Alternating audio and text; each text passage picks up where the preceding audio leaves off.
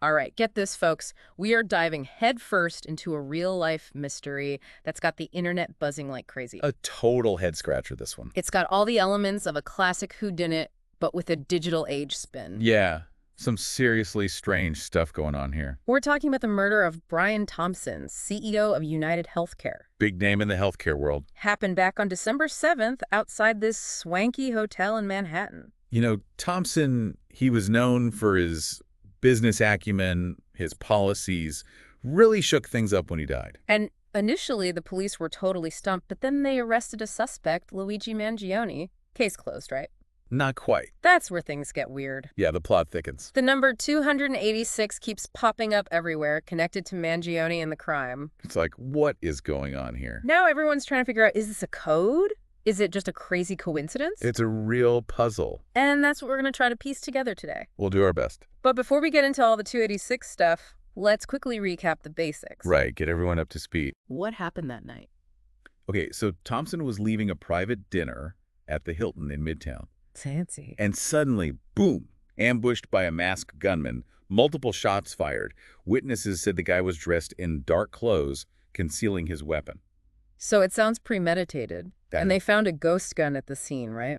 That's right, untraceable firearm, probably assembled from parts bought online. So basically impossible to trace back to the killer.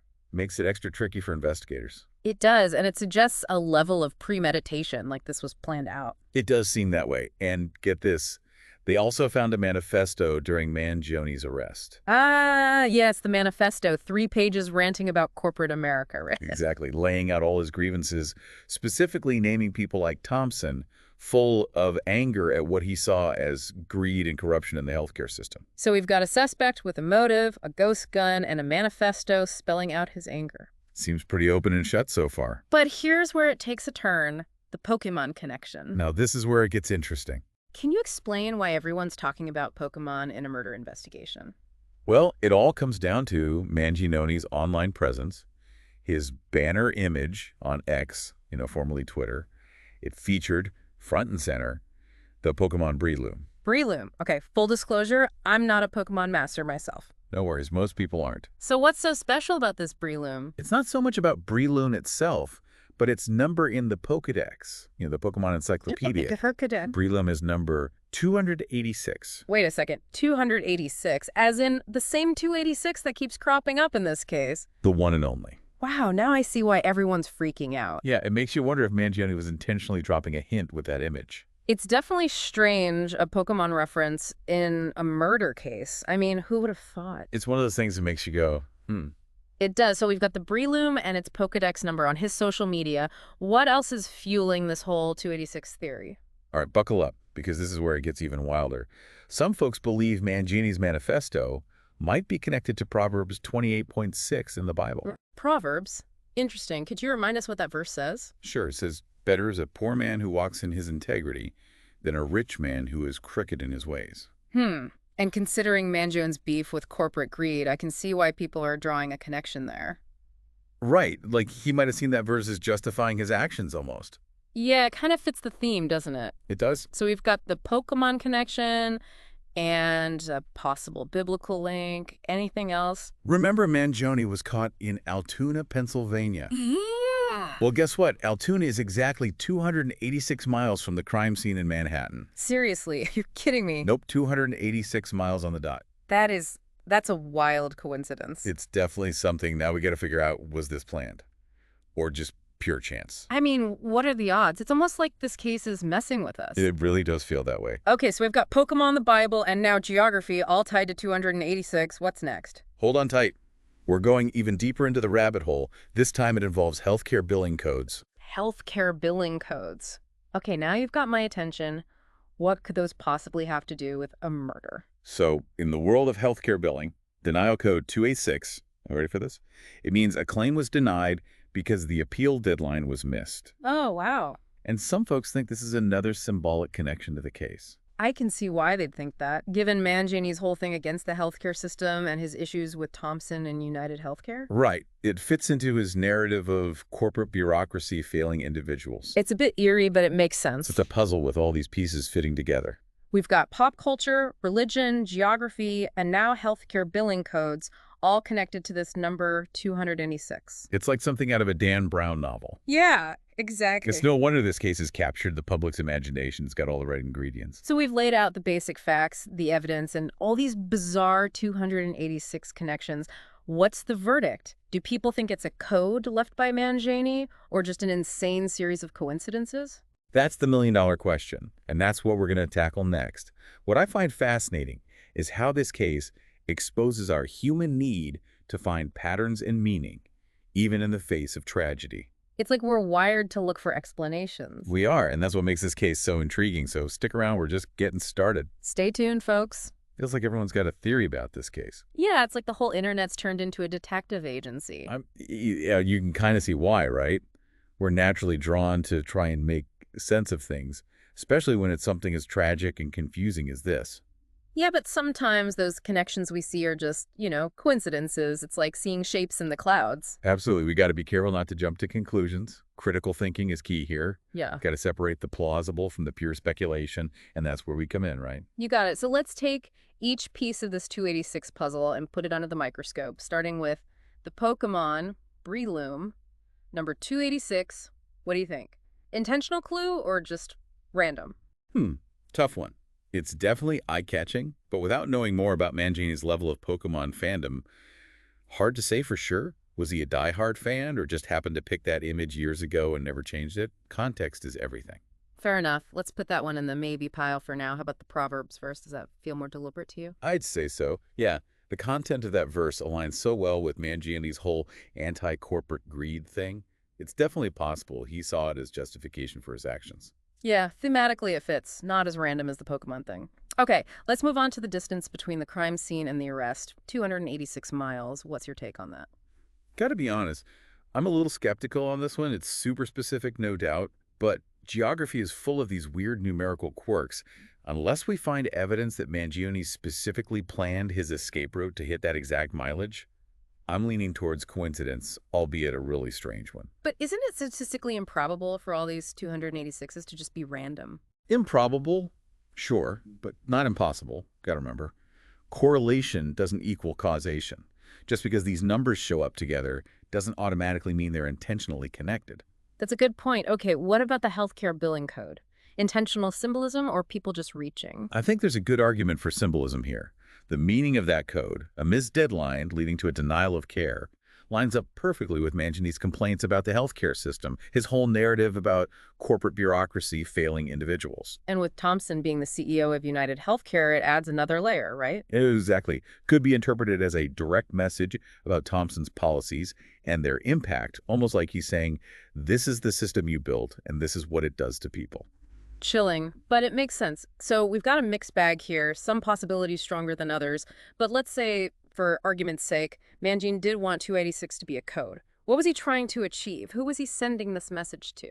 Now we're getting into speculation territory, and there are a few options. Maybe he was trying to taunt the authorities, leave them a puzzle to solve. Or maybe he wanted to signal to others who shared his views, create a sense of solidarity, or even inspire copycats. Almost like he wanted to turn his crime into a puzzle for people to solve, to make them question the system, even if they were horrified by what he did. Possibly, yeah. This case really highlights how we crave explanations, especially for acts of violence that seem senseless. We want to believe there's a reason, a purpose, even if it's a dark one. Exactly. And that search for meaning can take us down some interesting rabbit holes. Speaking of which, back to Altoona, Pennsylvania for a sec. 286 miles from the murder scene, right? You got it. And while I'm not convinced it was intentional, I get why you're hung up on it. It's a detail that sticks with you. And it speaks to this bigger issue of how our brains are primed to see patterns, even when they might not be there. Yeah, like maybe we're connecting dots that aren't really meant to be connected. That's the trap we got to avoid. Sometimes a coincidence is just a coincidence, no matter how badly we want to find a deeper meaning. Good reminder, especially these days when information spreads so fast and theories can take on a life of their own. This case is the perfect example of that, how we can get caught up in speculation and lose sight of the human element. We can't forget Brian Thompson was a real person, a husband, a father. His life was tragically cut short. And Mangione, whatever his motives, is a deeply troubled individual facing serious consequences. There's a lot of pain and complexity here.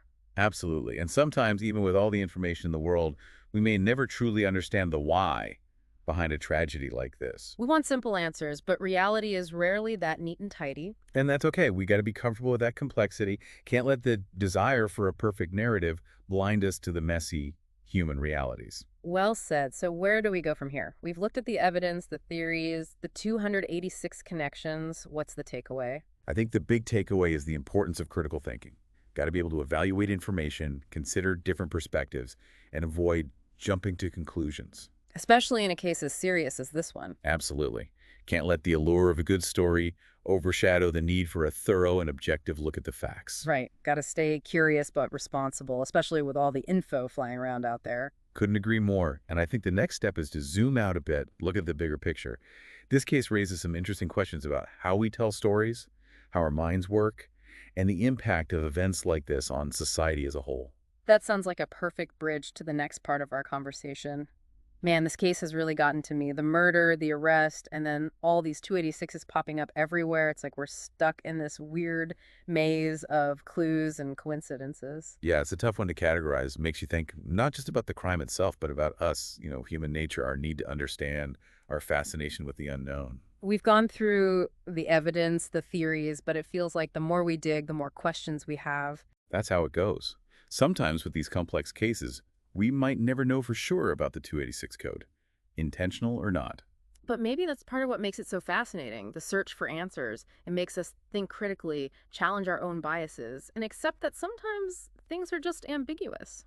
Totally. We live in a world that wants certainty. But the truth is often messy and complicated, and embracing that complexity can be a good thing. It reminds us to stay curious, open to different ideas, and accept that not everything has a simple explanation. I think that's a key takeaway from this whole deep dive. Sometimes the journey is more important than the destination. It's about the process of questioning, analyzing, and expanding our understanding of the world. And this case really highlights the power of stories, how we create narratives to make sense of things, even if those stories aren't totally accurate or complete. We all try to connect the dots, look for patterns, and sometimes those connections are real, but other times it's just our minds trying to impose order on chaos. Which brings us back to the big question. If Mangione did intend for 296 to be a code, what was he trying to say? We're thinking about, was it a cry for help? A confession? Trying to start a movement? Or just a way to make his actions more mysterious? We may never know for sure, but it's interesting to consider the possibilities, the different ways people try to communicate to leave their mark. It reminds us that actions have consequences, but also meaning. And those meanings can be interpreted in different ways by different people. And sometimes those meanings are left open on purpose. Maybe Mangione wanted to spark a debate to get people thinking about the systems he saw as unfair. Or maybe he wanted to leave a legacy, however twisted, something that would outlive him. It's a dark thought, but not impossible. This case brings up some uncomfortable questions about justice, revenge, and how we rationalize our actions. It also shows how important critical thinking is, especially now when information spreads so quickly. And it's easy to get swept up in sensationalized stories. We have to be careful about what we believe, especially with complex situations like this. Evaluate sources. Consider biases. Be open to changing our minds when new evidence comes up. It's about having thoughtful conversations, respecting different viewpoints, and realizing that the truth is often more nuanced than we first think. And that's what we've aimed to do in this deep dive. Present the facts, explore the theories about the 286 code, and encourage you, the listener, to think critically and form your own conclusions. In the end, the meaning of 286 in this case is up to each person to decide. There might not be a right or a wrong answer, but just thinking about it, wrestling with the uncertainty, is valuable in itself. It reminds us that the world is full of mysteries, and sometimes the most captivating ones are those that stay unsolved. So as we wrap up, I'll leave you with this. Keep asking questions, keep exploring, keep searching for those deeper layers of meaning, because that's what makes life, and this case, so fascinating.